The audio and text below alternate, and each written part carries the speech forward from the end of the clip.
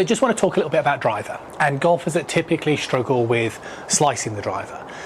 And what I mean by slice is just missing from left to right. So we have some golfers that swing much more over the top and it starts left and curves and finishes right. And we have some golfers who get a little stuck and it starts right and misses further right. And that's happening for the same reason. And what's in particular happening, I see it a lot with students when they reach out for help, is as they start the downswing, the trail arm is not supporting. So what happens is it gets stuck to the side of you. And this gets the club shaft coming down too vertically too soon. So what happens from here is, well, you're either going to continue that and swing massively over the top, or you're going to stand that club up. But then as you stand the club up, you're going to struggle to close the face.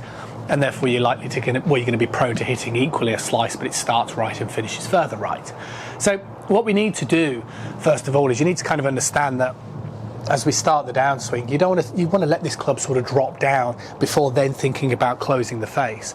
Start trying to pull it down a little bit too quickly this way. That's again going to lend itself to getting that little bit stuck with this arm. And you can tell this, and this is a good way to sort of practice. I do this a lot with my students, particularly online, who get accustomed to videoing their own swing. And what I do is I often get them to make some swings in the mirror, and as they start the downswing, you really want to make sure you can see that trail elbow is located underneath the lead elbow. And like I say, if I take my lead hand off the club, you can see the reason why. If I hold the club like this, you can see the way my hand is supporting the club shaft staying on plane. If I move my elbow this way, you're going to have much more of a stronger tendency for the club shaft to behave in a more vertical manner. So that's why as you start that downswing, you want to get that feeling of that right elbow lowering.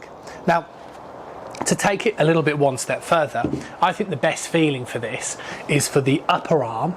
You want to feel like your upper arm is moving close to your body, okay? Like so, like this. And then what this does is this helps that elbow move down, because we all have different releases. You know, we all want to kind of hit the golf ball a different way. And some golfers that I meet like the feeling of almost sort of, you know, slapping or really hitting it with that trail hand.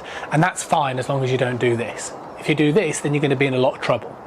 If you do this, then you slap it through, or then you throw it, whatever that feeling is, then that's completely acceptable. So if you are a slicer, I would strongly suggest you think about what you're doing in the first part of the downswing position, particularly with your hands and arms, and start to pay a little bit more attention on what this trail arm should be doing, because I reckon it's the likely cause for that slice.